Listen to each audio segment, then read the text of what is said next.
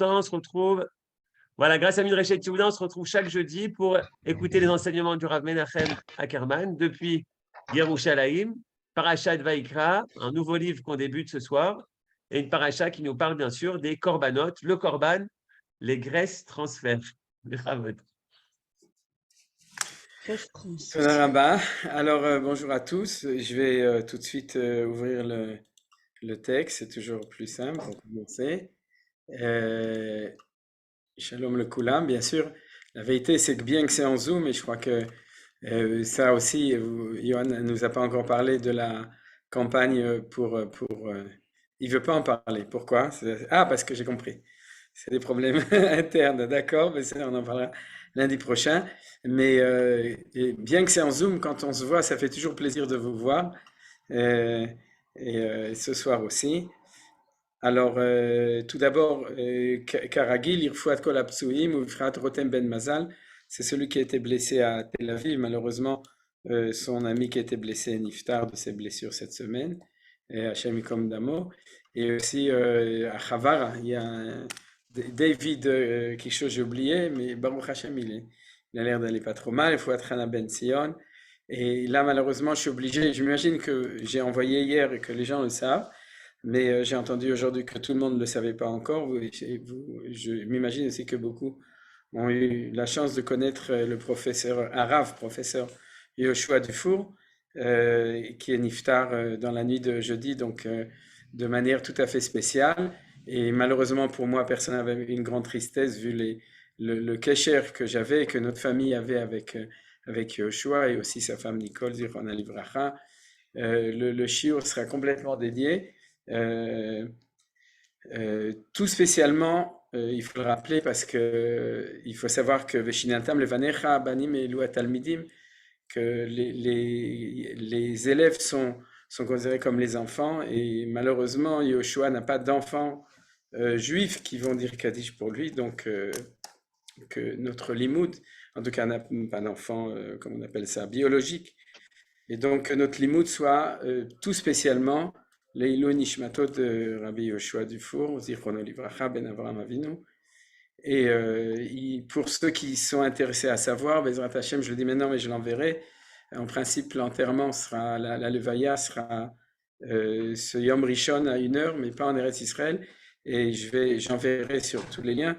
J'espère qu'on pourra faire un zoom pour ceux qui sont intéressés à être présents au moins de cette manière-là. Et le Nishmat Imimorati, Sabi Mordechai Ben Ichiel, Olga Fay, Gibat Leib, Yvonne Sarabat Fani, Claude Moshe Ben Del et Nelly Badrachel. Voilà. Après tout ça, on peut commencer le shiur. Et on va commencer donc par le commencement. On commence un nouveau livre, le livre de Vaikra. Bien entendu, on s'approche de Pessah. Et donc, on a d'autres korbanot à fouetter, je dirais. Le korban Pessah et se préparer au Seder, etc. Mais malgré tout, c'est important, quand on arrive à un nouveau livre, à une nouvelle paracha, de pouvoir l'étudier comme il faut. Et c'est toujours la même chose, c'est-à-dire que dès qu'on arrive à Troumat et Tzavé, et surtout avec El Pekoudé, c'est là que les Athéniens s'atteignirent, parce qu'on commence à parler de techniques de construction du Beth Amikdash, et maintenant on parle des korbanot, et les gens disent on comprend rien, et puis ça nous parle pas, etc. Parce que tout ça, c'est trop technique et c'est trop compliqué. Et puis qu'est-ce que c'est que tout ça? Donc, c'est pour ça que, Bezrat Hashem, je vais essayer de donner des explications qui nous permettront de se sentir plus proche, on pourrait dire, du sens, de la signification de tous ces korbanot. Alors, tout d'abord, il y a une chose qui est un petit peu encourageante dans la parasha de Vaikra, c'est qu'elle est très ordonnée, et on va le voir, c'est-à-dire qu'elle est structurée, les korbanot sont organisés l'un après l'autre de manière très, très claire, et ça va faire partie de l'étude d'aujourd'hui, un petit peu aussi de parcourir tout ça pour mieux comprendre les choses.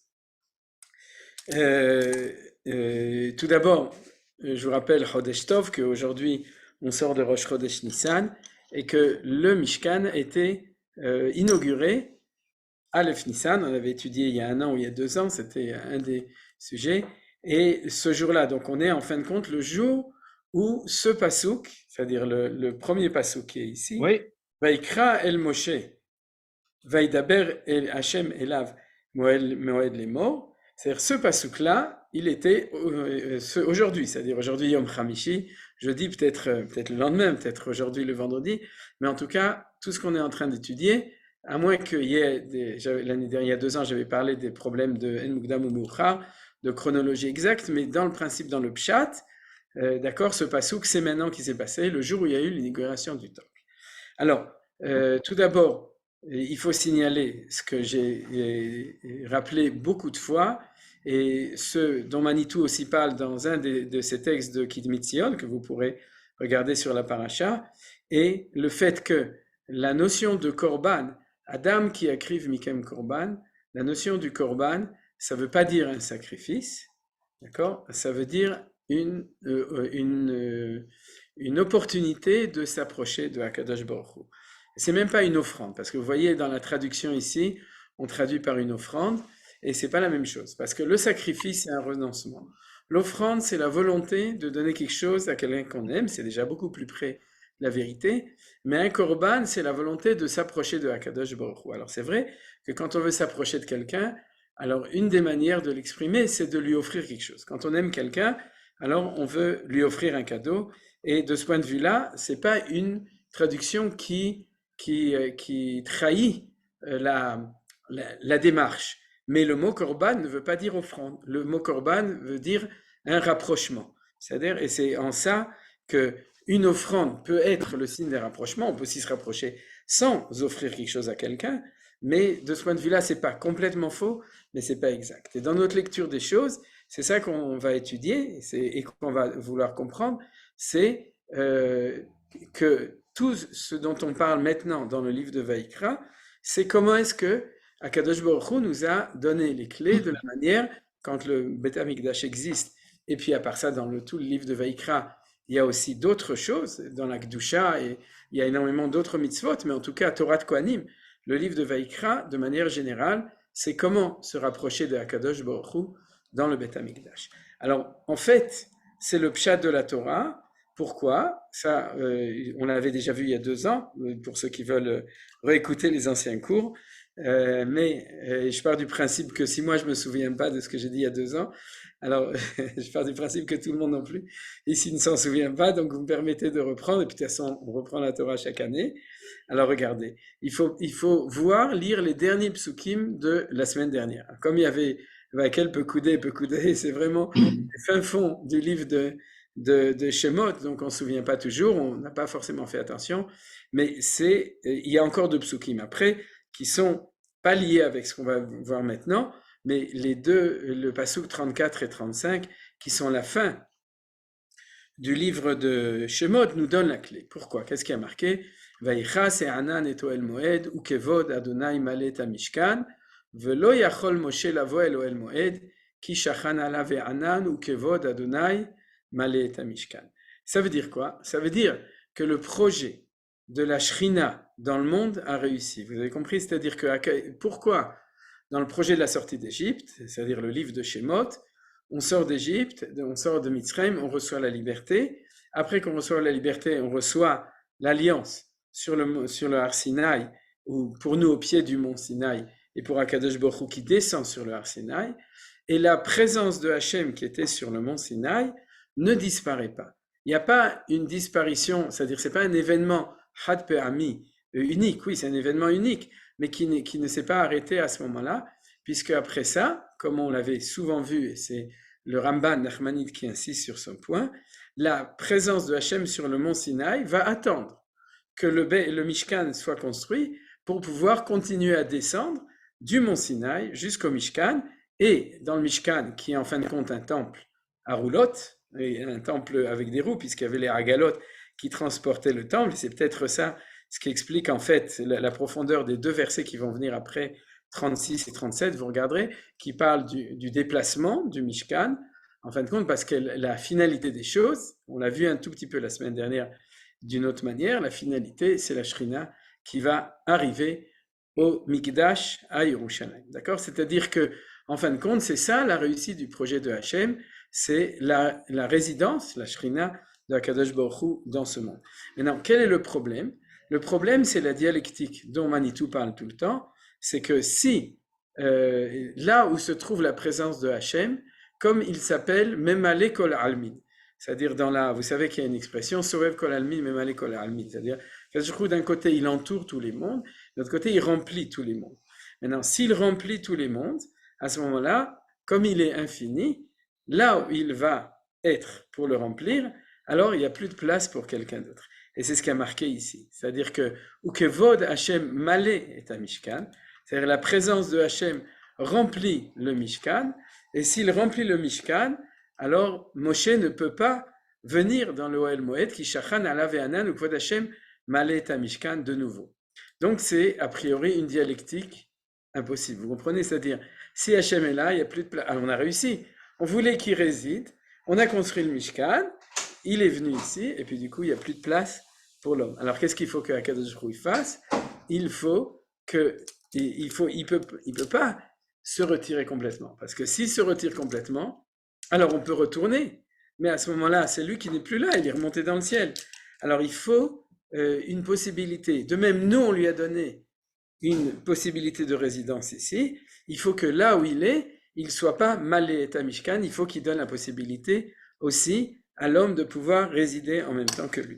Vous avez compris? Or, le livre de Shemot va se terminer avec la réussite de notre projet, puisqu'on a construit une résidence pour lui.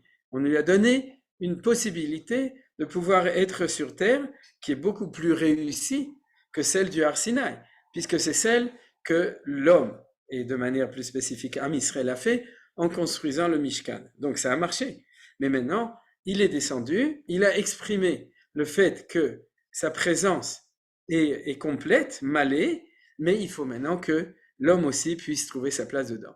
Et comment ça arrive? Eh bien, il suffit, après avoir dit Hazak, Hazak, Venit, Hazek la semaine dernière, à la fin de Pekoudé, de passer à Vaikra. C'est-à-dire qu'on est obligé de lire les psukim les uns après les autres. Vous comprenez? C'est pas parce qu'il y a une semaine qui a passé entre les deux que on va s'arrêter comme ça. Alors, c'est ce qu'on fait ici. Vaikra el Moshe vaidaber Adonai elav meoel moed lemo. C'est-à-dire que Akadosh Baruch Hu, se trouvant et remplissant, il va appeler Moshe. Ça veut dire quoi? Il va appeler Moshe. Il va lui dire Bo Elai, okay? On s'arrête là, il n'y a pas de par Nechman. D'accord? Asbo Elai, viens et je te donnerai aussi une place là où je me trouve ici. C'est ça le Vaikra. Le Vaikra, c'est le Tzimtzum dans le Ohel Moed de la présence de Akadosh Baruch Hu en disant je te donne aussi une place pour toi. Et ça, c'est l'ouverture du livre de Vaikra. C'est-à-dire que le livre de Vaikra, c'est Akadosh Baruch Hu se trouve dans le Mishkan et il invite l'homme, maintenant l'homme par excellence c'est Moshe Rabbeinu, il l'invite à pouvoir venir en lui disant il y a une place pour toi, même que je suis là dans mon infinité restreinte, réduite à l'intérieur du Ohel Moed. Vous voyez que tout est marqué ici. Vaikra elav vaidaber Adonai elav moed lemo.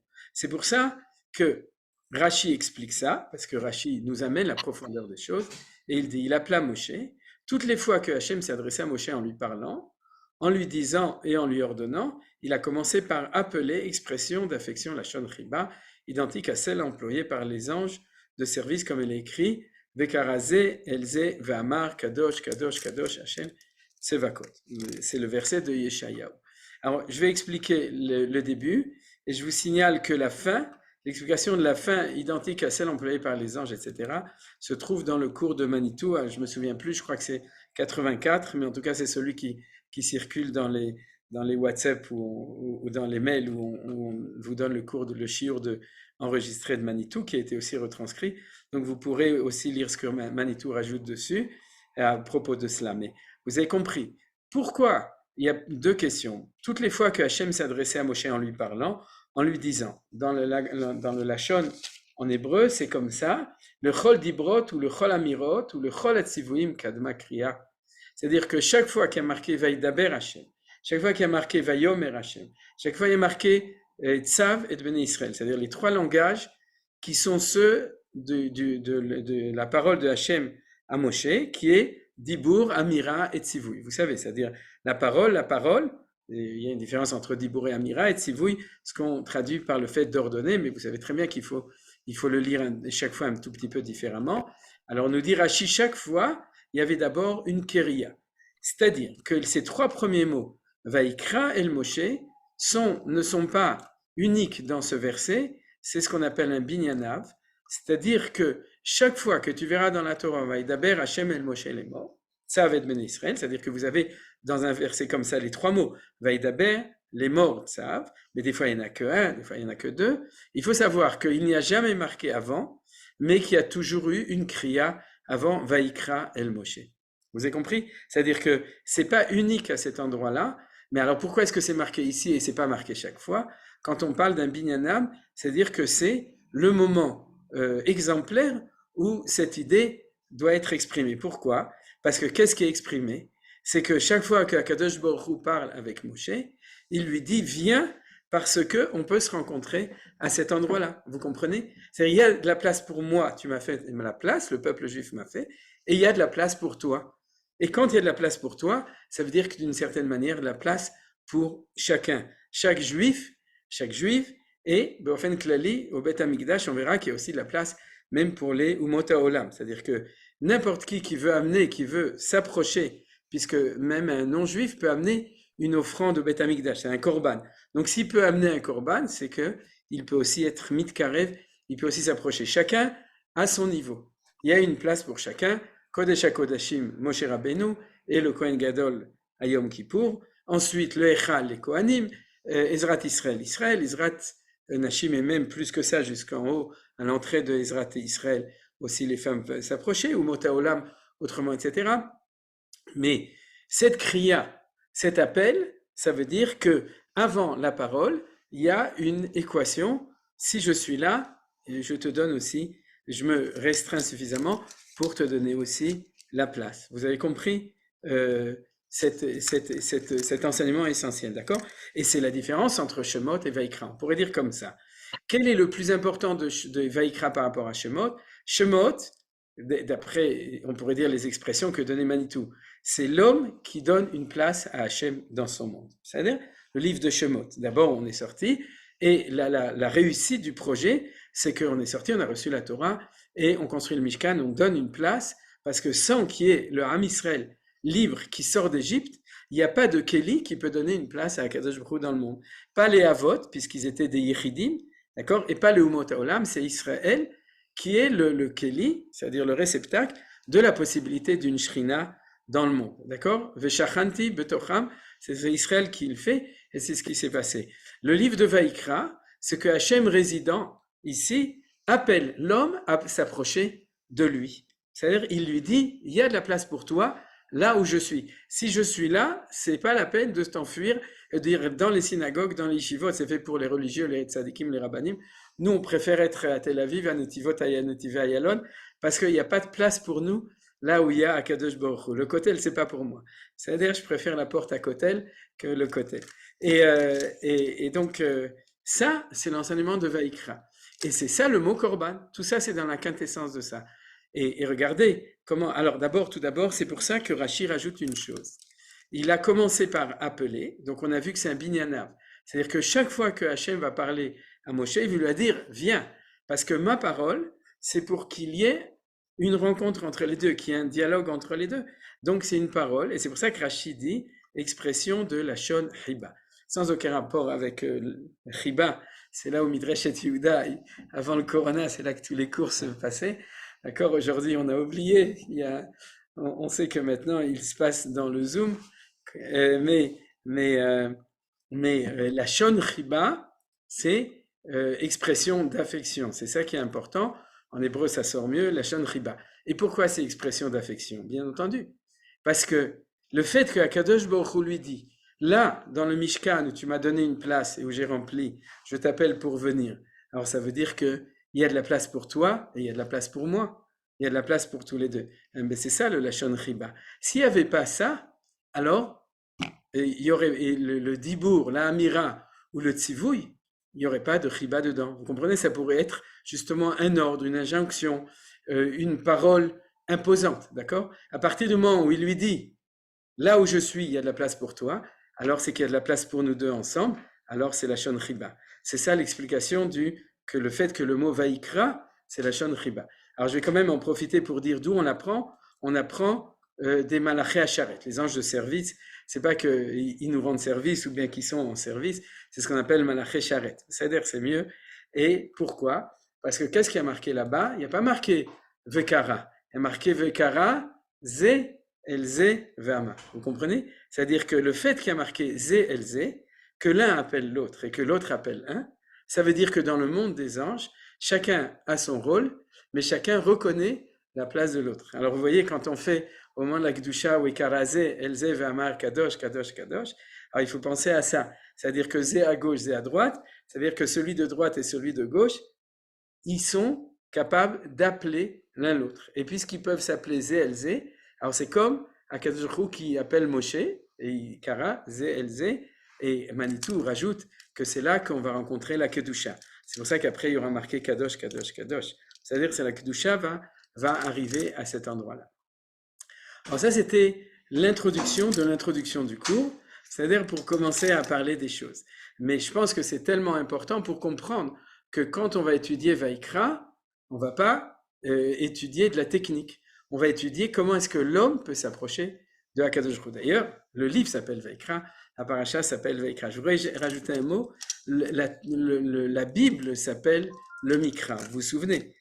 C'est-à-dire que Koré, quelqu'un qui est Koré, ça veut dire qu'il lit la Bible. Et Kriyat à Torah, c'est-à-dire, mais de manière générale, le Mikra, ouais, il y a le Mikra, la Mishnah, le Talmud, etc., la Halacha. Le Mikra, c'est la Torah et de manière plus étendue, Torah, Nevim et Ketuvim.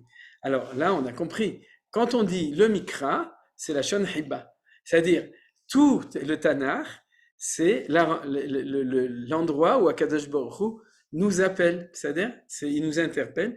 C'est l'appel juif unifié. C'est-à-dire, c'est l'endroit où Akadosh Baruch Hu nous dit, là où je suis, il y a de la place pour toi, et là tu es, il y a de la place pour moi. C'est ça la notion du Mikra, par extension de ce qu'on vient d'étudier maintenant. Alors donc, de ce point de vue-là, on va pouvoir mieux comprendre le deuxième passou. Daber el ben Israël va martalem, Adam qui a crié kem korban l'Adonai, deux points, mina bema, mina bakar ou mitzanson, takrivu et korbanchem. C'est-à-dire, à la fin du passou qu'on nous dit que le korban, c'est a priori, si on dit Bema, Bakartson, après ça, la Torah va nous dire qu'après, ça peut être aussi éventuellement des oisillons, de sortes, Torim, Obne Yona, et éventuellement aussi du végétal, Minha, Belula, Bashemen, Venisko, c'est-à-dire une offrande qui inclut dedans Dagan, Tirosh, Veitzar, les trois éléments essentiels de la Beracha d'Eretz Israël. Il y a les 7 sortes, mais il y en a 3 essentiels, vous qu'on dit dans le schéma. Dagan, du blé ou de l'orge, c'est-à-dire des céréales. Tirosh, c'est le Nesser, c'est le vin, Veitzar, c'est l'huile, et toutes les offrandes végétales qu'on amène au Beth Amikdash sont, de manière, sauf exception, sont toujours formées de ces 3 choses ensemble, c'est-à-dire le Dagan, nourriture du corps, Tirosh, nourriture du Nefesh, du psychique, Itzar, l'huile, nourriture de la Neshama, puisque c'est Ner Hashem Nishmat Adam, c'est Itzar, c'est Tzoar, ça veut dire c'est la lumière. Donc, c'est les 3 niveaux, mais le premier dont la Torah nous parle, c'est Mina Behema, des animaux domestiques, des mammifères domestiques, kasher, qui sont Bakar Tzon, d'accord? Dans le Tzon, il y a les deux, il y a les moutons et les chèvres, et puis Takrivet Korbanchem. Mais le début, c'est Adam qui akrive Mikem Korban, c'est-à-dire on pourrait le traduire de manière chassidique. Lorsque toi, en tant que Ben Adam, ou en tant que Adam, tu veux t'approcher de Akadosh Baruch Hu, alors c'est comme ça que tu vas pouvoir t'approcher de Akadosh Baruch Hu. Vous avez compris? C'est-à-dire tu vas réaliser la réponse à l'appel de Akadosh Baruch Hu. Akadosh Baruch Hu t'a appelé. Donc viens, t'avo, où je vais? Je vais au Beth Amikdash, qui a Nirotse, Litkarev, approcher jusqu'à la limite de là où chacun peut s'approcher, et de manière générale, chacun. Alors d'un côté on pourrait dire Adam c'est limitatif, ça c'est ce que Manitou sous-entend dans un de ses textes, Atem Kerouim Adam, c'est-à-dire Israël, c'est pour ça qu'il y a marqué Bnei Israël, Atem Kerouim Adam. Vous connaissez cet enseignement, c'est Israël qui s'appelle Adam. Pourquoi? Parce que les autres c'est pas des singes, Chas v'Shalom, nachon, c'est parce que nous sommes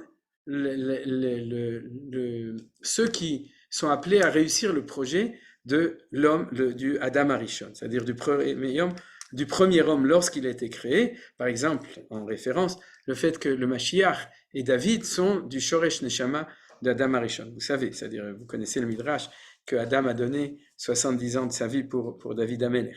Alors tout ça, ça veut dire, cela veut dire que les Adam, c'est-à-dire c'est la réussite du projet humain qui akriv mikem korban. C'est-à-dire comment est-ce que vous allez vous approcher. Mais de manière beaucoup plus générale, le Adam, ça, c'est aussi l'ouverture vers tout le monde. C'est-à-dire tout le monde fait partie du sujet de Adam, et ça j'en avais parlé il y a 2 ans. C'est-à-dire il y a pas mal d'enseignements de Chachamim qui montrent cette chose-là. C'est-à-dire que tout le monde peut venir au Beth Amikdash, tout le monde peut amener un korban, chacun avec sa définition d'être, c'est-à-dire les limites de ce qu'il peut faire, mais il y a de la place pour tout le monde. Par exemple, la Gemara, elle dit bien entendu les hommes, les femmes, les guérim, poché Israël, ceux qui ont l'œil poché Israël, et parce qu'ils n'arrêtent pas de se battre avec leurs amis, et aussi les Umot HaOlam qui ont aussi leur place.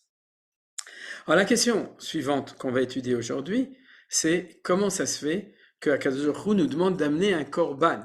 C'est-à-dire maintenant je parle d'un objet, c'est-à-dire un animal, ou bien une offrande végétale, pour exprimer le fait de pouvoir s'approcher de Hachem. Alors je vous amène un pasouk qui le dit d'une autre manière. Shalosh pa'amim bashana, dans Dvarim, chapitre 16, verset 16. Shalosh pa'amim bashana yirae kol zechurcha et pnei Adonai Elohecha במקום אשר יבחר בחג המצות ובחג השבועות ובחג הסוכות ולא יראה את פני אדוני ריקם איש כמתעדו כברכת אדוני אלוהיך אשר נתן לך. C'est des psukim que les gens connaissent parce qu'ils font partie des psukim qu'on lit à Moussaf dans les fêtes, donc, et puis on s'approche de Pessah, donc c'est l'occasion de le relire. Qu'est-ce que la Torah nous dit?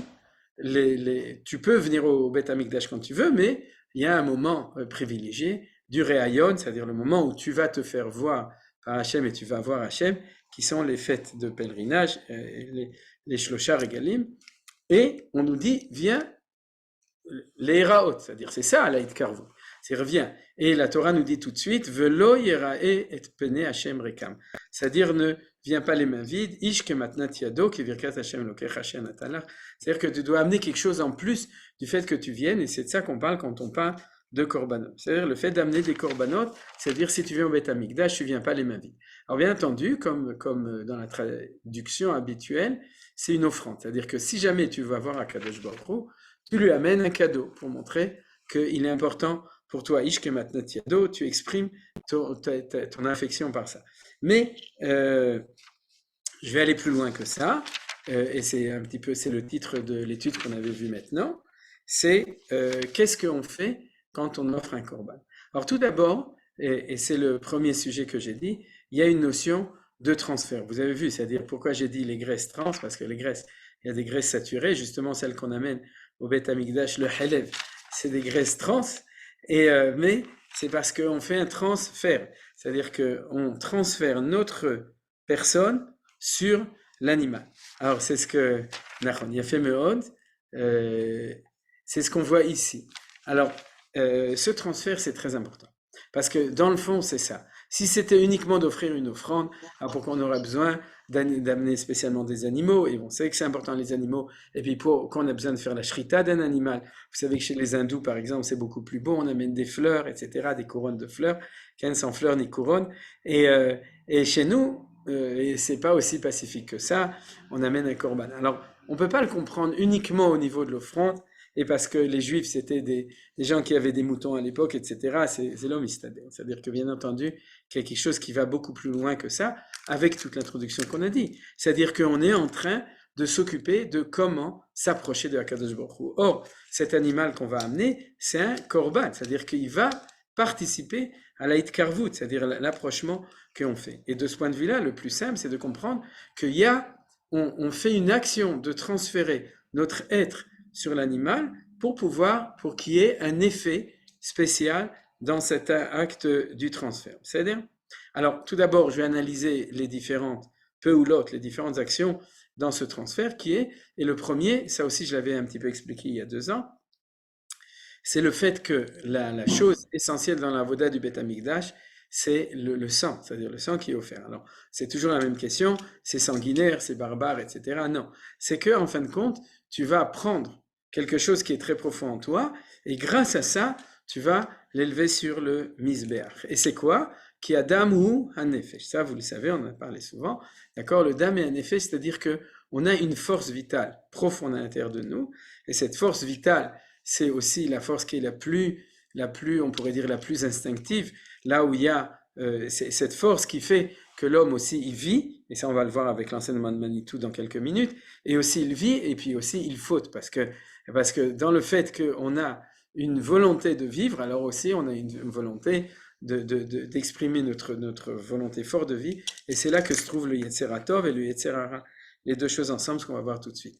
Or, la quintessence de notre vie, c'est Adam ou Nefesh, c'est dans le sang, donc on va dire comme ça, nous, on reste vivants, et l'intensité de cette force vitale, on va le transférer sur l'animal. C'est-à-dire, alors, comment ça se passe? La première action, c'est Vesamach Yedo al Rosh Ha'ola, venir lo lechaper alav, c'est la smicha.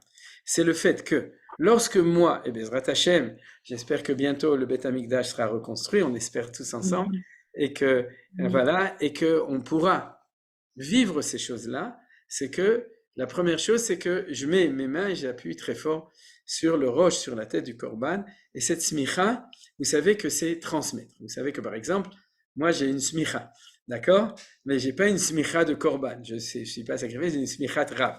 C'est autre chose. Et comment on fait une smicha de rav? Théoriquement, c'est que le Rav met la main sur la tête, Vesamach et Yado, sur la tête de l'élève, c'est Mefourash, marqué dans la parasha de Be'alotra, que Akadosh Hu a dit à Moshe, Vesamarta, ou bien à propos de Yoshua, et là-bas, si mes souvenirs sont bons, c'est à propos du Sanhedrin, je suis presque sûr, je suis pas sûr dans Be'alotra, sur Yoshua aussi, c'est que Akadosh Hu a dit que la manière de le faire, c'est de mettre les mains, nous aussi on met les mains sur nos enfants, ça fait partie de la même idée, le Vesamach et Yado, mais c'est pour ça qu'on l'appelle le sacrifice, parce qu'on met ses mains sur lui, ça m'arrête Yado. En tout cas, la smicha, c'est le fait de transmettre, de transférer les choses. Alors, Vesamach et Yado, c'est la première chose. La deuxième chose qui est dessus, c'est Veshachat.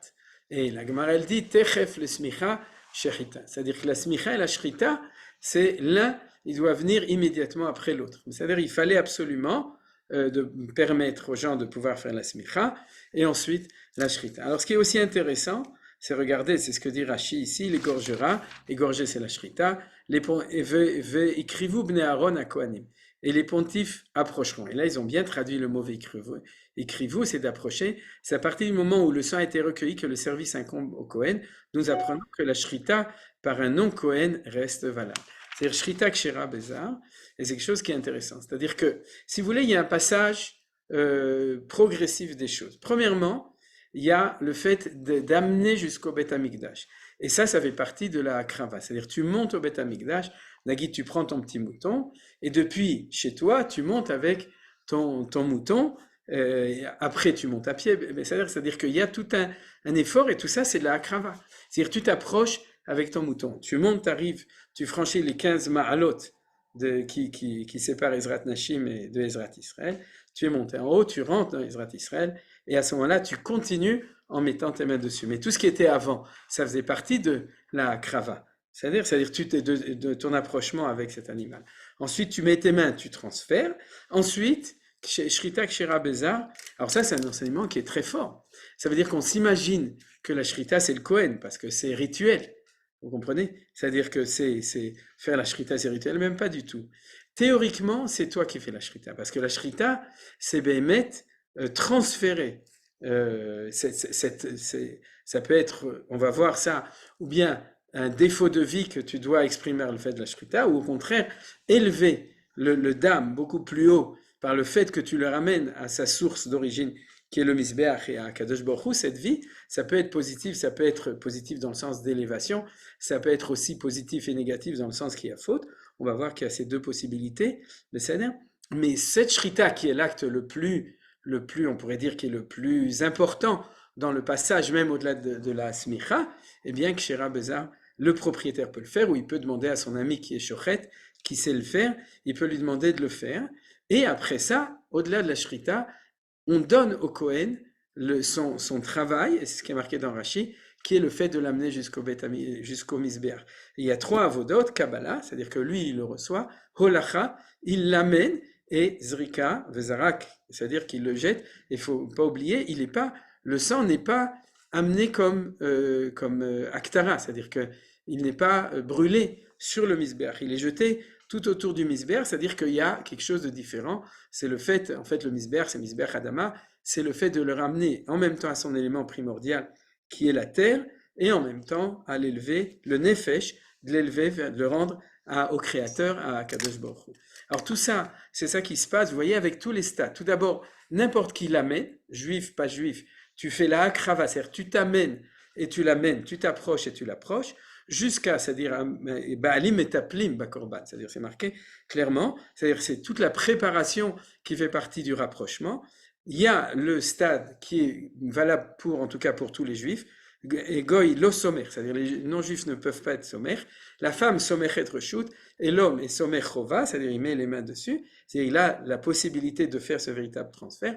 Ensuite shrita qui est aussi shera beza, et ensuite le Kohen qui fait tout ça. Alors tout ça, c'est en fin de compte, on voit très bien que c'est quelque chose d'extrêmement important. Alors tout ça, on n'a pas encore expliqué suffisamment pourquoi de cette manière. Vous avez vu, c'est-à-dire on a dit le transfert et pourquoi. Alors c'est là que je vais amener l'enseignement de Manitou et ensuite on va prendre un petit peu un exemple dans la Parashat Shavua. Alors Manitou a un enseignement très important là-dessus et la vérité c'est que c'est un enseignement dont il parle aussi dans d'autres circonstances. Manitou parle toujours de la notion de consommation, c'est-à-dire de manger. L'acte de manger, parce qu'il nous rappelle toujours que l'acte de manger, c'est l'acte essentiel de la vie. C'est-à-dire c'est par le fait qu'on mange qu'on est vivant, et on continue de cette manière-là le fait que Hachem nous a donné la vie. C'est-à-dire qu'il y a le fait de vivre une première fois, de recevoir la vie, Réchit, de manière première, qui est donnée par Akadosh Baruch Hu, et il continue à nous le donner par le fait qu'on se nourrit. C'est-à-dire, vous pourrez dire, oui, mais on respire aussi, mais en fait, on se nourrit avec l'oxygène aussi. Ça fait partie de manière générale du fait de vivre. Et donc, l'enseignement de Manitou est comme ça. C'est-à-dire que l'acte de vie est l'acte essentiel, on pourrait dire, d'être proche de Akadosh Baruch Hu, puisque Ka'amur poteach et yadecha umasbiya lechol chai ratzon, c'est-à-dire le fait de donner vachalta vesavata uverachta, c'est-à-dire le fait de manger et de vivre, c'est rendre service à nous et au Créateur par le fait qu'on continue son action. Ben d'un autre côté, c'est cet acte qui est tellement essentiel, puisque c'est ça notre instinct de vie, pas seulement de survie et de vie, qui est la source aussi de toutes les fautes. C'est-à-dire quand on parle de Yetzer, on a étudié cette semaine dans la Tfila le Yetzer. Le Yetzer, c'est en fait, c'est dans ce sens-là, c'est la force de vie qu'on a à l'intérieur de nous, et c'est ce qu'on appelle justement Adam ou Nefesh, c'est-à-dire la vitalité. Mais dans ce Yetzer, il y a la possibilité que ce soit non pas un Yetzer Atov, mais un Yetzer Hara, c'est-à-dire qu'il soit utilisé à des fins qui soient négatives. Alors, qu'est-ce qu'on fait dans le Beth Amikdash? Dans le Beth Amikdash, on va arranger tout ça, c'est-à-dire qu'on va relier notre vitalité naturelle, qui est le fait de vouloir se nourrir et continuer à vivre, on va le lier on va le ramener à sa source. Alors je vais vous donner la phrase de Manitou, c'est la phrase de Manitou qu'il disait toujours, c'est qu'il disait, en fin de compte, au Beth Amikdash, on ramène les choses parce que, en fin de compte, on va donner, ça va être un repas d'un homme parfait dans un endroit parfait, un repas parfait, dans un endroit parfait par un homme parfait. Alors, il parlait toujours du Kohen, d'accord? Le Kohen, c'est l'homme parfait, c'est-à-dire que les Kohanim qui sont là ne se prennent pas trop au sérieux, c'est-à-dire, mais disons que dans la définition idéale des choses, qu'on appelle Mamlechet Kohanim, ou dans l'idéal du Kohen, le Kohen, c'est celui qui représente, ou qui doit représenter la perfection. Il va manger un repas parfait dans l'endroit parfait, et au moment des régalim, c'est bichlal dans un temps parfait, d'accord? C'est-à-dire ça devient du plus que parfait. Et tout ça, c'est quoi? C'est ramener la vie à une vie de Kedusha. Vous comprenez? C'est-à-dire que relier notre réalité quotidienne qui justement n'est pas parfaite, qui est même moins que parfaite parce que c'est compliqué. Manitou, il faisait aussi allusion non seulement aux fautes qui sont liées avec le yetzer, c'est-à-dire que les pulsions du plaisir, c'est-à-dire le plaisir c'est manger, l'instinct sexuel, etc., mais aussi le circuit économique. C'est-à-dire que dans le circuit économique, il y a cette volonté, parce qu'en fin de compte, tout revient à la nourriture, de recevoir sa nourriture, et il y a tout ce qui, en fin de compte, fait défaut pour pouvoir y arriver. Ça explique par exemple, il y a la notion du vol, mais c'est-à-dire que la fin justifie ses moyens, et la fin tarte et machma, d'accord? Et Manitou incluait tout ça dedans, c'est-à-dire les détournements qui sont liés avec la volonté du plaisir, et puis aussi la volonté de Hana, et puis aussi la volonté de gagner son gagne-pain pour pouvoir le faire. Et il disait que c'est pour ça que aussi tout ce qui a été amené au Beth Amikdash était avant le circuit économique. C'est-à-dire que c'était des produits qui étaient prélevés sans être passés par le circuit économique. C'est comme ça qu'ils étaient arrivés. Donc c'est comme ça qu'on explique le repas parfait par un homme parfait. Et en fin de compte, vous comprenez pourquoi c'est relié avec le nefesh. C'est-à-dire c'est relié avec le nefesh parce que c'est le tikkun à nefesh. C'est-à-dire le nefesh, c'est l'énergie du yetzer, l'énergie vitale qui fait qu'on vit, et c'est dans le nefesh et dans le gouffre, c'est pour ça qu'on mange, etc. C'est tout ça relié. Alors je voudrais expliquer, en donnant lors de la paracha un chidouche par rapport à ce qu'a dit Manitou. Parce que Manitou, quand il dit ça, il parle du cas où c'est le Kohen qui mange. D'accord? Or, celui qui lit la paracha, il va voir, et ça je vais vous expliquer, qu'il y a 4 cas de figure dans la paracha. Le premier, c'est le Ola, le deuxième, c'est le Shlamim, le troisième, c'est Hatat Klalit, et le troisième, c'est Hatat Pratit. Ensuite, à la fin, il y a encore une alia à la fin qui est d'autres sujets un petit peu plus compliqués, dont je n'ai pas le temps de parler cette semaine, mais en tout cas, je m'explique. Le premier, le Ola, c'est une offrande qui est complètement consumée sur l'autel, c'est-à-dire le sang est toujours jeté, et après ça, on prend toute la chair, toute la viande, et tout va être élevé. Vous voyez, c'est Vivshit et Taola, Vintachota lintachea, Venatnu bnei Aaron hakohanim shel hamizbeach v'chotzim al ha'esh, v'achru bnei Aaron hakohanim et hanetachim et harosh v'et hapader ha'etzim asher ha'esh shel hamizbeach, v'kirbo uchav yichatz b'mayim v'ktir hakohen et hakol hamizbecha ola ishe reach nichoach l'Adonai. Alors là, c'est pas un repas du Kohen. C'est-à-dire ensuite, alors comment ça se passe? Premier mouvement, le mouvement du Ola, et je vais maintenant expliquer les trois, c'est-à-dire Ola, Shelamim et Hatat, selon l'ordre qu'il y a dans la paracha. Le Ola, en fin de compte, c'est ce qu'on appelle Shulchan Gavoa. Shulchan Gavoa, c'est que le Mizbeach, l'autel, c'est la table de Akadosh Baruch Hu. C'est-à-dire dans ce cas-là, c'est pas l'homme qui va manger le repas, ni moi, ni le Kohen, c'est le Mizbeach qui va le manger. D'ailleurs, je peux vous signaler pour que vous voyez on pourrait dire la structure interne de la paracha. C'est comme ça que ça se divise. La Ola, la table, c'est l'autel, c'est Dieu qui entre guillemets, s'est donné, Shulchan Gavoa, c'est-à-dire c'est donné à Kadosh Baruch Hu. Le Shlamim, c'est moi qui vais le manger, et le Khatat, c'est le Kohen qui va le manger. Alors, la phrase de Manitou, elle était apparemment, et en effet, sur le Khatat. C'est-à-dire, c'est dans le cas du Khatat, où celui qui va le consommer, à part le sang qui arrive toujours sur le misber, celui qui va consommer la viande, donc qui va faire une restauration, un tikkun, une kapara aussi, c'est le Kohen. Mais pas dans le premier cas, pas dans le deuxième cas. Donc il y a 3 cas de figure. Il y a la Ola, il y a le Shlamim, et il y a le Khatat, et je vous les cite selon l'ordre de la paracha. Et c'est ça qu'on va voir maintenant. Alors, la Ola, c'est l'expression de la volonté de l'homme de se séparer de la réalité du monde pour être Ola Temima. C'est un petit peu, si vous voulez, le complexe de Yitzhak, si on voulait dire comme ça. D'ailleurs, le complexe c'est Svach.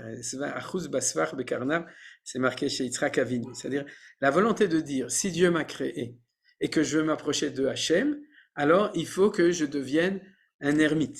C'est-à-dire il faut que je renonce à la vie pour pouvoir être lié avec Akadosh Baruch Hu. Et Akadosh Baruch Hu dit, fais attention, l'ermitage c'est chez les autres, les moines c'est pas chez nous. À la limite, tu peux amener un moineau, mais non, d'ailleurs même pas, un autre, mais c'est pas chez nous. Mais cette volonté, elle existe. Alors comment tu fais? Tu dis, tu veux que ton repas soit un repas totalement divin. alors c'est ce que tu fais. Tu l'offres totalement à Kadosh Baruch Hu, il va être offert sur le temple, sur l'autel, d'accord? Mais c'est un transfert. C'est-à-dire que tu transfères ta volonté au niveau de ton nefesh et de ton corps d'être complètement comment s'appelle ça? Je vais dire une expression totalement chrétienne, en communion avec Dieu. Vous connaissez ce genre de choses. Seder l'avdil, elle fait avdalot. Mais on te dit, mais il n'y a pas de problème. Tu prends ton korban, tu mets ta main dessus, et tu dis, Nirsefa vegam kalta nafshi lelokai, c'est-à-dire que mon nefesh a envie d'être kalta, c'est-à-dire d'être kula, lié avec Akadosh Baruch Hu. Alors, calme-toi, ouais, tu mets ta main, tu l'offres, et puis après tu rentres à la maison et tu vis une vie normale avec ton mari, avec ta femme, avec tes enfants, avec tes amis, etc. Tu sors de ton film, c'est-à-dire, mais tu as fait cette chose, tu as exprimé cette perfection au niveau de cette aspiration, de shlemut, dans ce sens, pas de shlemut d'ailleurs, excusez-moi, au contraire de aliyah totale. C'est ça la hola. Oui, qu'est-ce que tu veux dire, Michel? Oui, excuse-moi, Menachem, mais ça flirte un peu avec l'Avodazara, c'est-à-dire que cette transcendance, on le voit aussi dans d'autres religions, et c'est très gênant. Moi, peut-être parce qu'on n'a pas l'habitude des corbanotes, parce qu'on les a jamais fait, mais Ouais. commencer à prendre un animal, transférer mon âme dedans et commencer à le donner, etc. C'est pour moi très, très, très, très proche de ce que certaines tribus en Afrique font ou Ben, en Inde. peut-être qu'ils sont plus proches de la réalité que nous. Peut-être qu'ils font de la avoda zara. C'est-à-dire, Manitou, il a aussi une phrase en Kimitinion qui dit Korban la Hachem, uniquement à Hachem, d'accord? Pas à quelqu'un d'autre. Mais une fois que tu l'offres à celui qu'il faut comme il faut, eh bien, au contraire, peut-être que il parle aussi de tiviyut, c'est-à-dire, c'est ce qu'on apprend dans le cours sur la tfila, c'est-à-dire de ne pas rester dans la prière, dans les choses, c'est-à-dire de vraiment relier notre être véritable, notre être vivant, les dames à nefesh, d'accord? Mais alors pourquoi avoir besoin d'un animal? La tfila, elle ne peut pas remplir la Non, tfila, au contraire, est beaucoup plus humaine. oui, Parce elle que est plus humaine, parce que toi, tu n'as pas l'habitude de ça et moi non plus. Mais, mais j'avais dit une fois dans un autre cours, c'est plus valable à propos du khatat, que beaucoup des gens économiseraient, je suis désolé pour tous les psys qui sont ici, mais comme en plus c'était l'Ilon Nishma de Yoshua Dufour qui était un psy, qui était un de notre temps dans le monde juif, sûrement un des plus grands psychologues de notre génération, chez les gens qui sont Yerei Shamayim, qui sont des Talmidei Chachamim. C'est-à-dire, on économiserait beaucoup si on était. Il y a un chefza, il y a une manière de faire qui est donnée par la Torah, et comme toutes les mitzvot qu'on fait, il faut savoir que les mitzvot ne sont pas des segoulottes ou des symboles, d'accord? Il n'y a pas le bol, il n'y a que la sainteté du symbole. Et en fin de compte, c'est un chefza, c'est un objet de réalité qui agit sur nous. Et ce que je suis en train d'expliquer, c'est comment, au niveau du sechel, on peut comprendre que ça peut marcher. Mais tant qu'on ne l'aura pas expérimenté, on ne le comprendra pas complètement. Mais tu comprends, combien de gens, disons, qui ont cette aspiration, seraient plus équilibrés, on pourrait dire, dans leur possibilité de vivre une vie normale. Et dans le peuple juif, c'est normal, c'est-à-dire, il n'y a pas de moines, d'accord? Il n'y a pas de gens qui font vœu de ne pas se marier, etc. Et toutes ces choses-là, comme ça n'existe pas. C'est-à-dire pourquoi? Parce qu'on a le korban qui permet d'exprimer cette volonté, et puis ensuite tu rentres à la maison. Et tout s'est bien passé. Ça, c'est la Ola.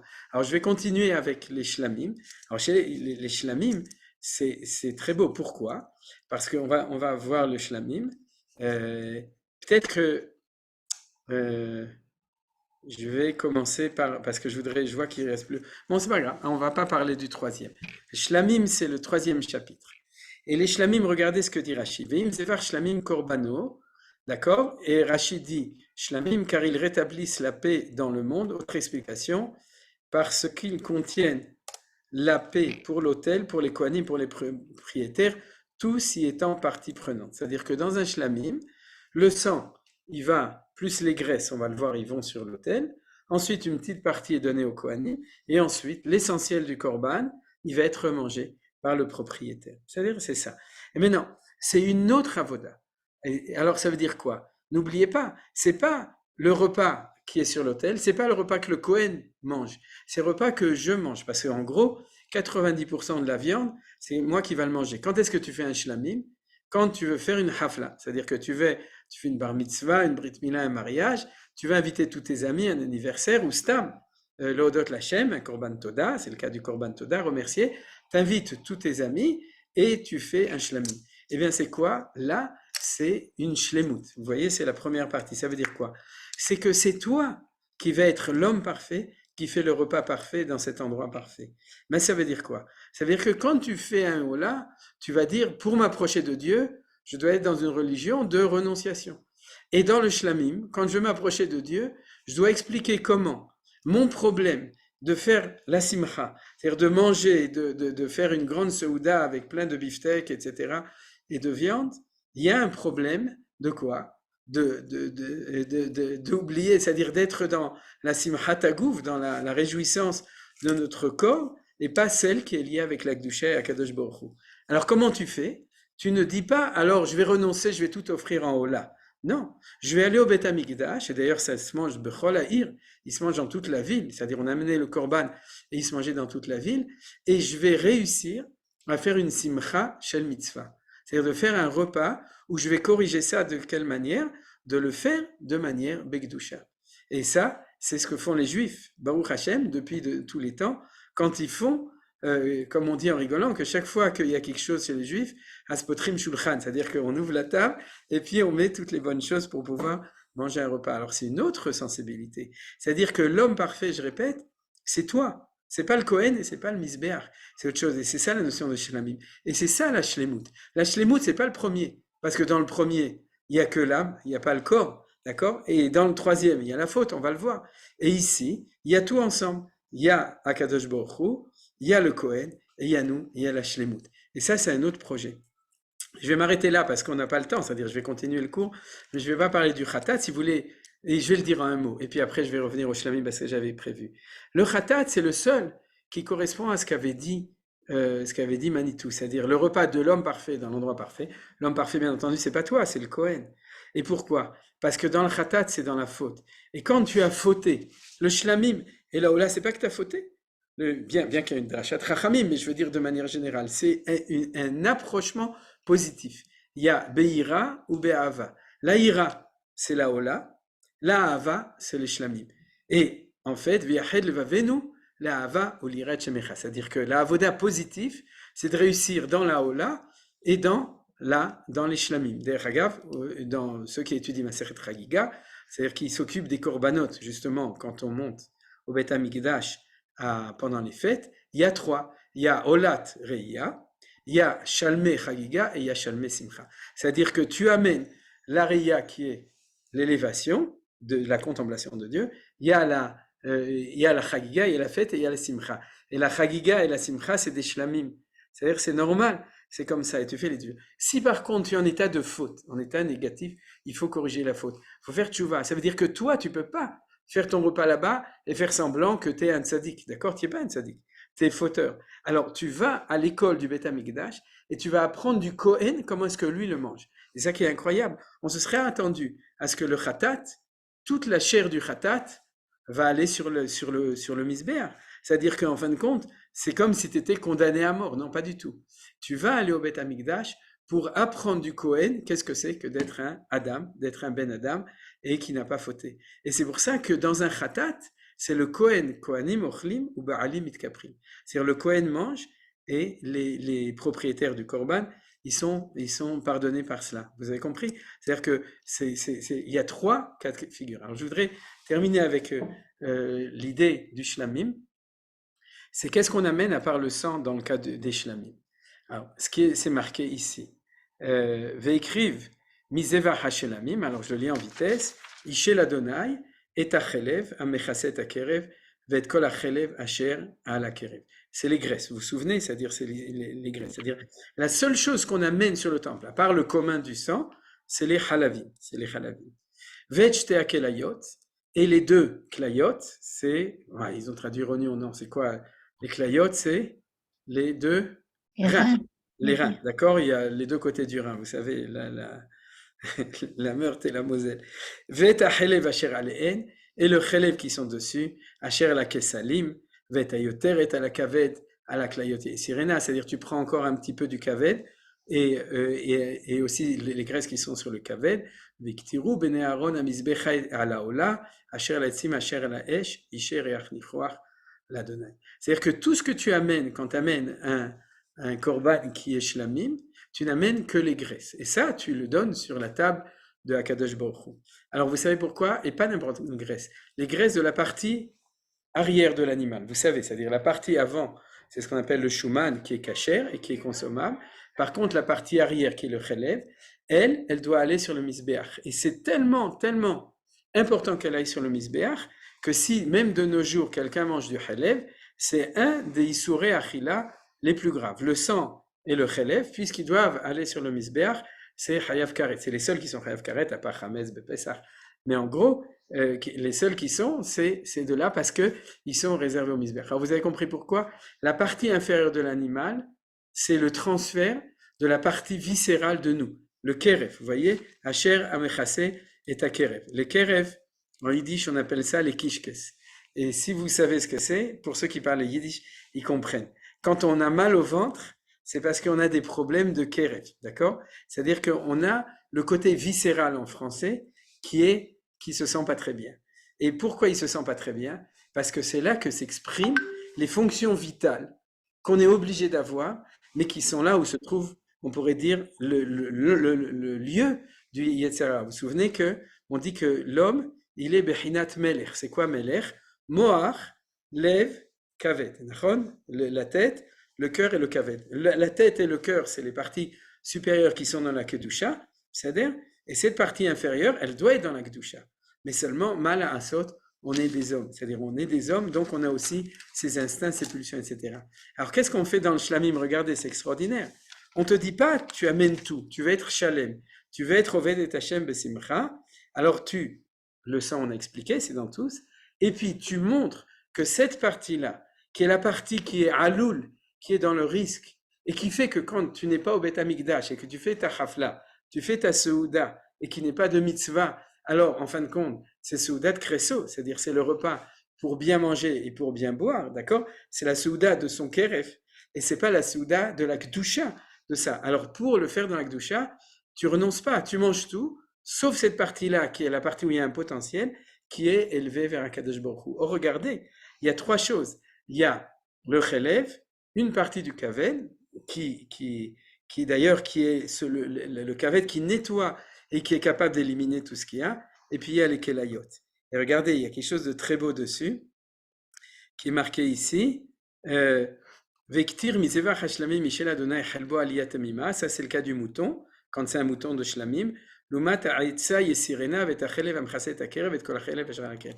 Alors c'est tout la même chose dans le mouton, sauf deux choses. La aliyah, si on offre toute la queue qui était un gros morceau de graisse qui est dans le, comment on appelle ça, le shawarma, vous savez, c'est les graisses qu'on met au-dessus pour donner un bon goût, c'est les graisses de la queue du mouton. C'est-à-dire, c'est quelque chose de spécial. À mon avis, c'est lié avec tout le côté des pulsions et des instincts qui est élevé de cette manière-là. Le umat et atse et sirena. Ça veut dire quoi le umat et atse? C'est quoi et atse? Regardez ce que Rachid dit, à la hauteur de la croupe et atse, au-dessus des reins, lesquels tiennent conseil, yo atzot, comme il est marqué dans Brachot 61. Et vous vous souvenez qu'Avram Avinu, Hachem, il lui avait mis 2 Talmidei Chachamim dans ses 2 reins. Mais ça veut dire quoi? C'est-à-dire qu'Avram Avinu avait la science de la Torah au niveau le plus naturel, puisqu'il n'avait pas reçu la révélation. C'est-à-dire que c'était au plus profond de lui. Là, c'est-à-dire Klayot Yoatzot, c'est les conseils du côté viscéral, du côté profond, du côté instinctif de l'homme qui se trouve dans les Kelayot. C'est ce qu'on avait dit, Melech aussi. On peut dire Moach Lev Kaved ou Kelayot, ça vient aussi ensemble. Et c'est ça qu'on amène au Beth Amikdash, et on a vu que c'est le Yoatzot, c'est-à-dire que c'est un endroit où il y a une existence, où il y a une réalité, etc. Alors je vais terminer ça en disant que regardez, avec ce pasouk, Viktir Turu Ato Bara Mizbecha Ala Ola Asher Ala Etzim Asher La Esh, et dire Rashi sur l'Holocauste, indépendamment de la Ola, d'où nous apprenons que la Ola perpétuelle précède toute autre offrande sur l'autel. Mais ça veut dire quoi la Ola? Premièrement, qu'on commençait par la Ola du Korban perpétuel, Ola Tamid du matin. Ça veut dire quoi? Ça veut dire que tout d'abord, avant de s'occuper de ton Korban personnel, parce que tout, la Parashat Vaikra, c'est le Korban de chacun, Adam qui a Kriv Mikem. Comment chacun peut s'approcher? Il y a tout d'abord le collectif, et le collectif, c'est Ola Tamid. Et la deuxième chose, à la Ola, c'est une autre manière d'expliquer qui n'est pas celle qui est marquée là, c'est que le but, c'est d'arriver à faire un yichud, ce qu'on a dit. C'est entre la Ola et les shlamim. V'yached levavenu le'ahava ou le'ira et shemecha. C'est-à-dire que à la Ola, il y a, et c'est l'ordre de la paracha. Alors on va terminer avec l'ordre qui est extraordinaire. Tout d'abord, irato kodemet le simchato. C'est-à-dire que tout d'abord, il faut s'approcher de Hachem avec une idbatlut gmura, c'est-à-dire comprendre que Hachem est beaucoup plus grand. On pourrait dire c'est Anan Malé Tamishkan, c'est-à-dire que à ce moment-là, c'est là où là. Ensuite, il faut arriver au projet idéal, je dirais, c'est la shlemut, c'est les shlamim, c'est être capable de vivre avec la Kedusha du Migdash, d'accord? C'est d'être vivant, de manger, d'être heureux, besimcha, avec la Kedusha du Migdash. Et en dernière position, si tu as fait des fautes, eh ben c'est normal.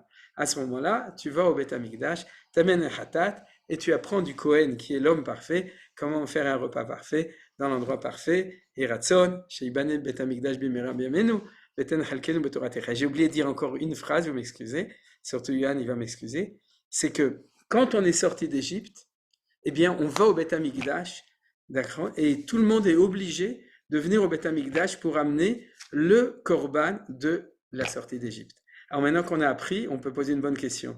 Le korban de la sortie d'Égypte, c'est un Ola, c'est un shlamim ou c'est un khatat? D'accord? Eh bien, la réponse, elle est donnée. C'est sûrement pas un khatat, parce que sortir d'Égypte, c'est pas s'occuper de tous les défauts d'avant, c'est essentiellement recommencer une nouvelle vie, et c'est pas un Ola, c'est ça le chidouche. C'est que le korban, je vais même, vous me permettez, je vais rouvrir le screen parce que j'avais mis une photo du Machon Hamikdash. Regardez comment est-ce que le Machon Hamikdash nous a fait le korban Pessah, vous voyez, ça c'est le korban Pessah, une reconstitution qui a été faite au Beth Amikdash. Mais souvenez-vous que le korban Pessah, c'est un shlamim, c'est-à-dire à part le sang qu'on jette sur l'autel et les graisses qui sont grillées sur l'autel, tout le korban Pessah est complètement grillé ensemble et complètement consommé, et même la plus grande mitzvah, et par laquelle on témoigne, ou on vit la sortie d'Égypte, c'est la Achilat Korban Pesach, Al-Matzot, Umurorim, etc. Donc, le Korban Pesach, c'est le Korban de la Shlemut de la sortie d'Égypte, de la Avodat Hashem Besimcha et Beshlemut, du moment de la sortie d'Égypte. Comme ça, on a fait un kasher avec tout ce que la Paracha et Pesach aussi. Voilà. Est-ce que vous avez des questions?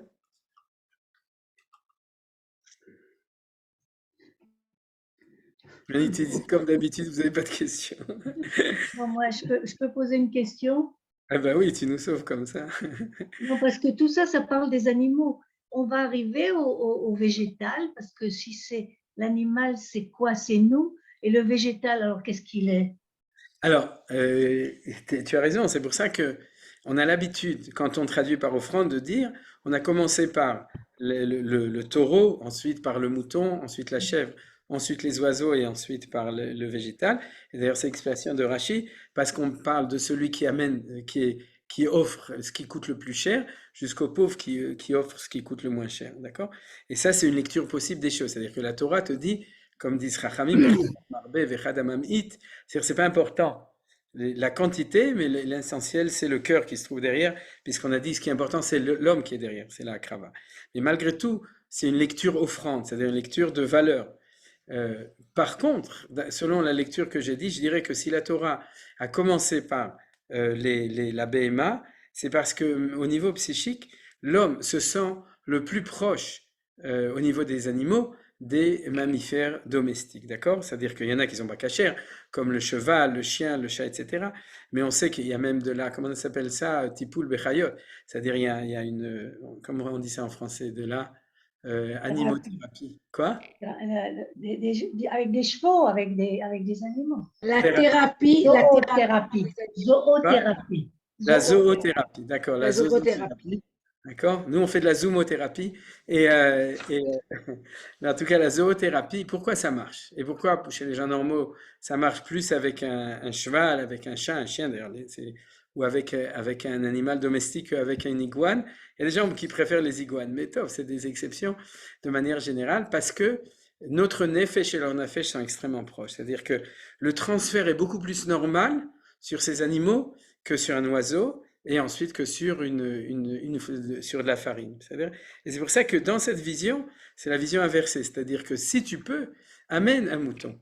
Parce que si tu amènes un mouton, dans le Hefza, ce que j'avais dit avec Michel, c'est-à-dire dans l'effet objectif de l'acte de faire, il est beaucoup plus réel et beaucoup plus fort avec un mouton qu'avec 1 kilo de farine. C'est-à-dire parce que entre toi et la farine, à moins que tu sois dans la farine, mais c'est un petit peu plus lointain. Mais la Torah nous a fait une réduction possible d'amener aussi de la farine. Voilà. Une autre année, au début, je voulais parler de l'afka de la farine, mais en fait, Qu'est-ce que c'est Ruach Nechoach?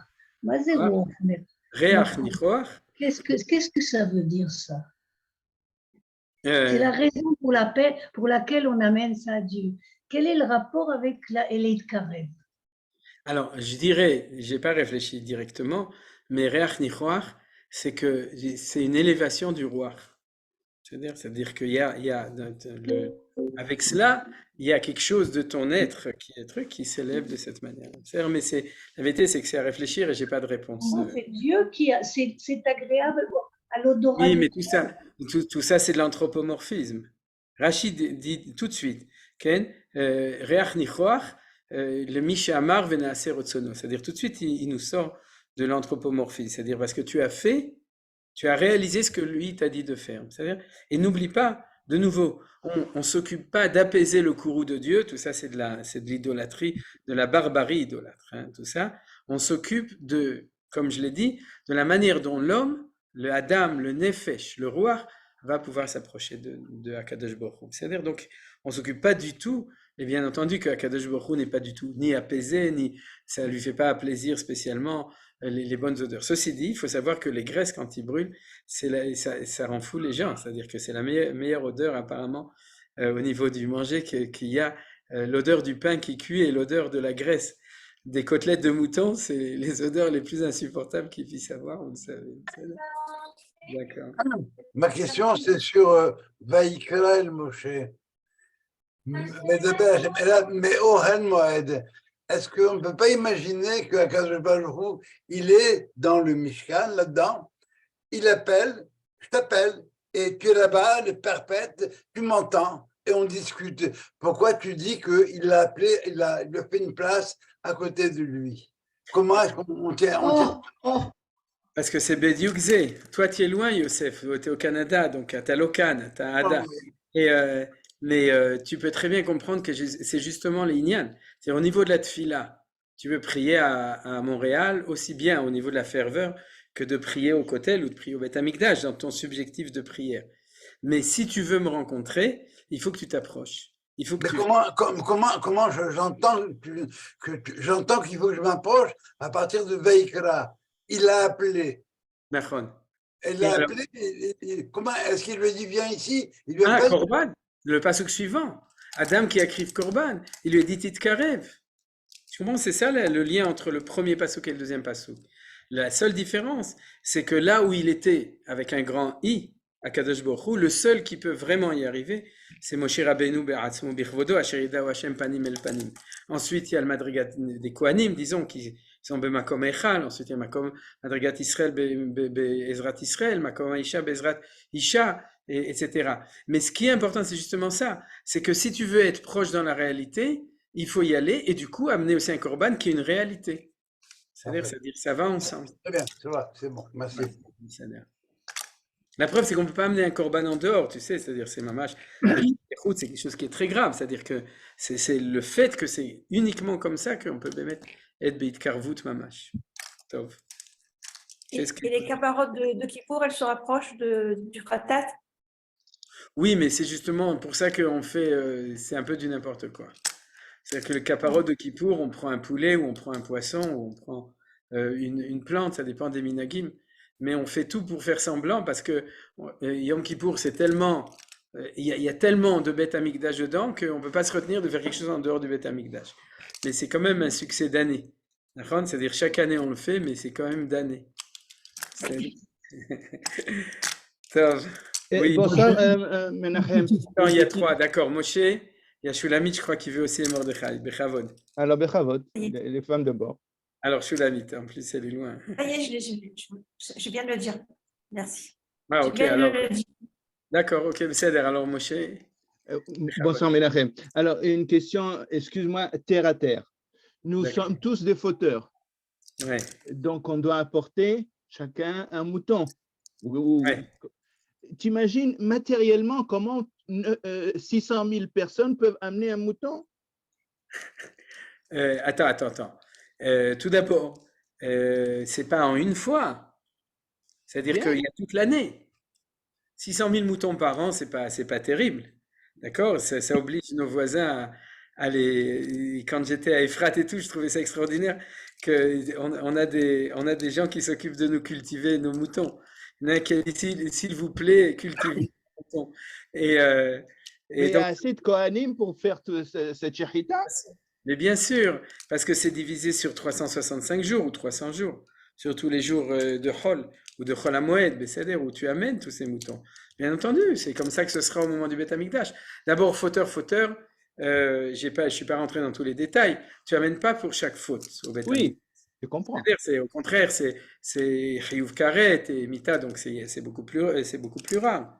C'est-à-dire surtout dans une société où les gens s'efforcent de faire la Torah. Parce que celui qui amènera un khatat, c'est parce qu'il ne voulait pas faire cette faute. Et puis il faut le faire beshigaga, etc. Il n'y en a pas tellement. Mais de manière générale, bien entendu, qu'au Beth Amikdash, il y avait beaucoup de korbanot qui étaient amenés. Et Bezrat Hashem, il y en aura encore beaucoup qui seront amenés. Et puis de nouveau, il y en a qui vont préférer amener une mincha au lieu d'amener un shlamim ou un animal, etc. C'est-à-dire chacun selon ce qu'il préfère.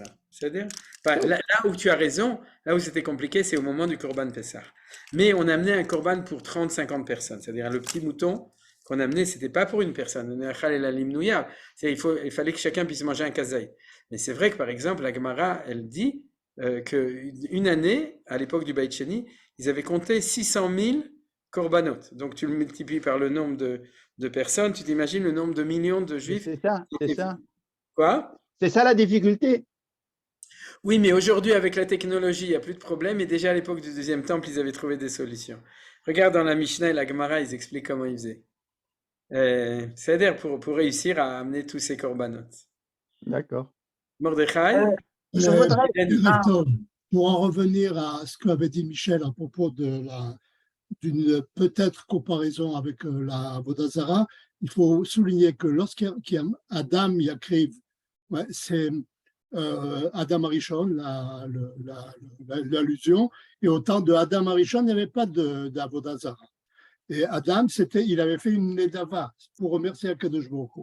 Ensuite, lorsque Akadosh Baruch Hu nous fait sortir d'Égypte et nous fait rentrer en Israël, une des choses les plus importantes, c'est de détruire tous les hôtels, etc., les éclater de Avodah Zarah, parce que pour faire une différence entre et je crois que c'est le Rambam qui dit ça dans Moreh Nevuchim, qu'à partir du moment où Kadosh Baruch Hu va nous donner des klalim et des lois exactes dans les détails les plus c'est pour nous éloigner de toutes les magies et de toutes les cultes, etc., d'Avodah Zarah, et va nous apprendre à nous rapprocher d'Akadosh Baruch Hu selon ce qu'il lui décide et pas par rapport à nous. Et la Avodah Zarah était surtout à l'époque, c'était pour calmer des tensions et des trucs de leur Dieu, pour les calmer, etc., ce qui n'est pas du tout ce qu'on a chez nous. C'est comme s'il disait que prier dans un temple de Avodah Zarah ou prier au Beth Knesset, c'est la même chose en fait. C'est un peu ce que tu as dit. Chazak ou Baruch. Dani, Bechavod. Baruch Mechaim Etim, ça fait longtemps que je t'ai pas. Bonsoir. Ouais, j'ai des cours en parallèle, j'ai du mal, mais j'écoute en différé. Je ne veux pas vous gâcher le festin, mais est-ce qu'il y a un statut pour les végétariens comme moi qui ne mangent pas de viande et ne mangent pas de poisson? Oui. Enfin, les poissons, ce n'est pas grave parce qu'on ne les amenait pas. D'accord, mais c'est ce que j'ai dit, c'est qu'il y a tout ce qui est mincha. Si tu regardes dans le chasse, Masechet Zvachim, Masechet Pesachot, celle qui parle de l'animal et végétal, ils ont la même épaisseur. Il y a autant de Torah. Le végétal, ce n'est pas que pour les pauvres, le végétal. Non. C'est une option tout à fait réelle. Et il y a des gens qui amenaient que ça, et j'imagine qu'il y aura beaucoup de gens qui amèneront que ça quand le temple sera reconstruit pour... Bien entendu, si tu as fait une faute, tu n'as pas le choix. Ou le Korban Tamid, il est les deux ensemble. Le Korban Tamid, on amène les deux. Et si tu as fait une faute, alors, tu n'as pas le choix, eh bien, il faut amener quand même un mouton ou une chèvre. C'est-à-dire. Mais quand tu On parles peut s'évanouir aussi. quoi? Qu'est-ce que tu dis? Il y a le Magen David Adom, si on s'évanouit et quand on voit non, mais tu n'as rien l'histoire. besoin de faire. Toi, tu mets tes mains dessus et puis après ça, ça passe Après, du côté tu regardes ailleurs. Voilà, exactement. D'accord. C'est comme pour la Brit Mila. Shabbat Shalom. Chodesh Tov. Ah, Chodesh Tov aussi. Quelqu'un d'autre veut encore dire, sinon je crois qu'Yohann, il veut qu'on s'arrête, c'est ça? Non, Chodesh Tov, c'était magnifique. Ok, בסדר. Alors, Chodesh Tov et Shabbat Shalom. Et Bezrat Hashem, Shenirei Yeshuot Gdolot.